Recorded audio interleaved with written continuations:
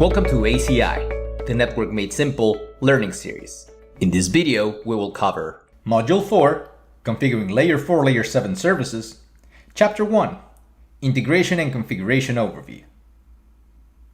When users access an application, many may have the perception that the communication path between them is direct. However, behind the scenes, the reality is a bit more complicated, since the connectivity path often includes redirection to firewalls, load balancers, and many other services we need to preserve security, visibility, and scalability capabilities, just to name a few.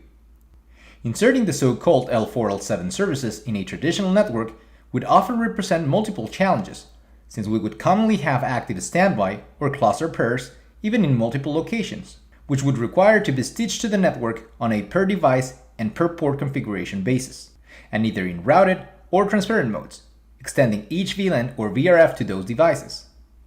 Not only does this make the network configuration harder, but it also complicates traffic flows and network troubleshooting. In addition to that, adding or decommissioning any of these L4, L7 services without disruption is usually a major challenge. At this point, you are already familiar with ACI and how to configure the network and its policy from APIC, which is the main responsibility for a network admin. As you add your firewalls, load balancers, and other L4, L7 services, there may be different admins for each of them. Or, in some cases, the same admin may have to configure both. But regardless, ACI can integrate those services in different ways. We could manually assign each interface of your L4, L7 service, whether physical or virtual, to their corresponding EPG. But ACI can do better, and this is where additional automation and features can be leveraged by configuring our L4, L7 integrations using a feature called service graphs. By using service graphs, as we will learn today, we will be able to automate service stitching, simplifying how we can scale out, decommission, or optimize L4, L7 services as seamlessly as possible with integrated monitoring capabilities, plus many more.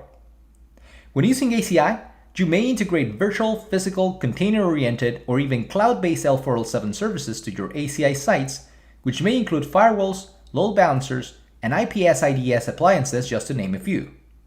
Just like in traditional environments, ACI supports one-arm and two-arm configurations, which refer to the number of interfaces you may want to use to connect your L4, L7 device. We commonly see two-arm configurations in firewall environments, where dedicated inside and outside interfaces are required for security purposes. However, one-arm configurations, which are popular for IDS, IPS, and load balancer systems, may also be applicable to some firewalls if supported by the firewall vendor, making incoming and outgoing traffic flow through the same interface if desired. We can insert our Layer 4 Layer 7 services using service graphs by leveraging our well-known 5 logical network configuration steps. We will do this as part of Step 4, where we define how we want different EPGs to communicate by using contracts.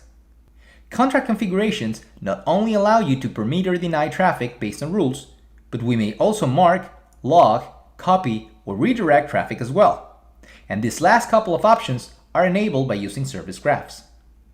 We may redirect traffic to a specific service or service chain in a service graph by simply applying such service graph on top of a contract, which will redirect the traffic to the desired service or service chain before it reaches its destination EPG as part of your design policy. Just like in traditional environments, we may integrate our L4, L7 services in multiple ways. For example, service graphs can work in routed mode, which is also known as go-to, or even peer against the fabric as a layer 3 out.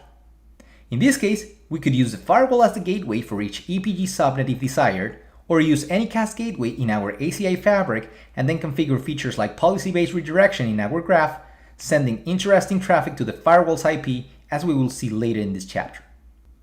If routed mode is not the desired option, we may also configure a service graph in transparent mode, which is also known as L2 or go-through. This way, we could preserve the same subnet across different EPGs while still segmenting at the firewall level through different VLANs.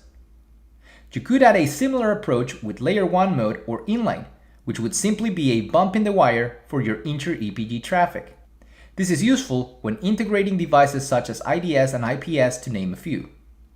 Now that we know the generic terms for L4, L7 service integrations using service graphs, let's now cover the different options ACI has for us to implement them. The first one is commonly known as a managed or network policy mode, and that means that ACI will automatically stitch your networking services. However, the L4L7 device configuration will still be performed locally on such device. This is by far the most adopted model since we usually have different personas managing the network and the L4L7 services. The second and third options are known as Service Policy and Service Manager, which require a specific type of software loaded on the APIC called Device Package. The difference when comparing these two with the first option is that in addition to just stitching your L4L7 services automatically, APIC will also configure the L4L7 device as well. This is why the device package is needed, since it contains the function that each device can perform, whether Cisco or third party. Although this may be useful for those environments where the same admin manages both the network and the L4L7 service, it is important to mention that device packages may only contain around 80% of the overall device functionality. Therefore, you may end up sacrificing some features, especially when working in service policy mode, since the configuration of such L4L7 service will only be possible through APIC once integrated. If you still want to leverage the device package functionality, the Service Manager mode option provides a more flexible approach by allowing some configurations to be performed locally on the Layer 4 Layer 7 device console as well. Depending on the Layer 4 Layer 7 vendor, different integration methods may be available when using device packages. This is why we have a fourth option, which leverages APIC's northbound API capabilities and integrates to multiple ecosystem partners by simply adding an application to either the APIC or the Nexus dashboard, allowing Layer 4 Layer 7 services automation capabilities without the device package. With this in mind, this learning series will only focus on unmanaged and application-based deployment options, since they are the most popular and flexible nowadays. Let's start by leveraging how to configure Layer 4 Layer 7 services insertion using unmanaged mode. Our current environment is very simple. We have a web and database CPG, each of them with a dedicated bridge domain with 1111 and 2221 subnets respectively, behaving as Anycast gateways. We also have a contract that is allowing all traffic between them, and there is no Layer 4 Layer 7 service inserted at this point. Let's confirm this by going to our APIC, where we can see our application profile called My App. Both EPGs are associated in this case to a VMware VMM domain and communicating through an all traffic contract. If we click on the Web EPG operational tab, we can see that our web server VM with IP 1112 has been learned and is associated to this EPG. The same is displayed on the Database EPG operational tab, where we have our database VM with a 2223 IP address in this case. As we mentioned before, the ACI fabric is currently behaving as the default gateway for both subnets, using 1111 and 2221/24 as Anycast gateway subnets defined in their corresponding bridge domains. We can confirm this by going into each VM settings, and if we ping the web server from the database VM, communication succeeds as expected. We will leave that ping running and we'll go back to our diagram, since in part 2 of this video, we will now insert a firewall between both EPGs. We will go through every step to achieve this, using service graphs in unmanaged mode.